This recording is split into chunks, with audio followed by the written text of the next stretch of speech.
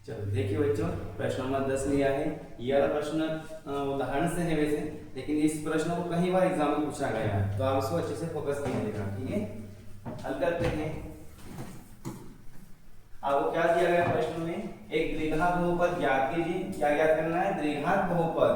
और बोला गया है कि संयोजकों का योग और गुणनफल क्रमशः संख्याएं हैं। क्रमशः संख्या मतलब योग दिया है -3 और गुणनफल दिया है 2। तो संयोजकों का योगफल हम किससे दर्शाएंगे?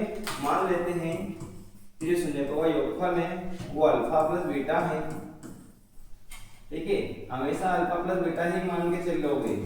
तो कितना दिया है अभी? ये -3 और गुणनफल कितना दिया है? अल्फा इंटू बीटा बराबर 2 दिया है। ठीक है, अब क्या करना? हम जानते हैं इसका सूत्र होता है, क्या होता है? संयोजकों का योगफल होता है अल्फा प्लस बीटा बराबर -b/a। अब यहाँ पे हम इसका मान उठा के देते हैं, तो ये जगह -3 बटे में कुछ दिए तो हम 1 लिख सकते हैं। ठीक है, -b/a, माइनस से माइनस कैंसिल हो जाएगा। b के सामने क्या दिख रहा है हमको? 3, तो b का मान कितना हो जाएगा? तुलना करने पे 3 मिलेगा। और a के सामने क्या दिख रहा है हमको? 1, तो a का मान कितना हो जाएगा? तुलना करने पे 1। इस तरह से a और b के मान आ गए हैं। अब हमें क्या चाहिए? c का मान। तो c का मान निकालेंगे, हम इधर लगा लेते हैं अल्फा इंटू बीटा, संयोजकों का गुणनफल। इसका सूत्र क्या होता है? ये होता है c/a। ठीक है, अब इसका मान कितना दिया है? 2 दिया है, तो यहाँ से लिख लेंगे 2 और c/a, तो c वैसे रहेगा, c का मान नहीं है हमारे पास, परंतु हम a का मान निकाल चुके हैं। कितना है? 1, यहाँ रख देंगे 1। अब ये 1 का भाग c में लगाएंगे तो 1 का भाग c में लगाएंगे तो c आएगा, तो c का मान कितना आ जाएगा? यहाँ पे 2 आ जाएगा। ठीक है, c का मान कितना आ गया? यहाँ पे 2 आ जाएगा। इस तरह से हमारे पास a b c तीनों मान आ गए हैं। तो क्या करना है हमको?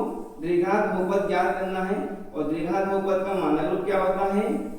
द्विघात बहुपद का मानक रूप जो होता है वो होता है, क्योंकि इसलिए द्विघात बहुपद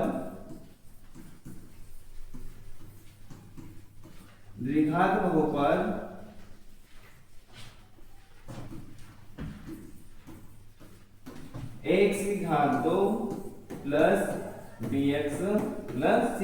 हमें abc के मान यहाँ से लेकर यहाँ रखना है, इससे हमें क्या मिल जाएगा? द्विघात बहुपद हमें मिल जाएगा। a का मान कितना है? 1 है, यहाँ रखेंगे हम 1 गुणा x⁴ प्लस b का मान कितना है? प्लस का 3, तो यहाँ रखेंगे 3x प्लस c का मान कितना निकाला? 2, तो यहाँ c के स्थान रखेंगे 2। यहाँ पे x⁴ का x से गुणा कर दो तो x⁴ ही आएगा, प्लस 3x प्लस 2। ये आपका आंसर होगा। ठीक है, ओके। चलो देखिए, इस प्रश्न का रिवीजन करते हैं।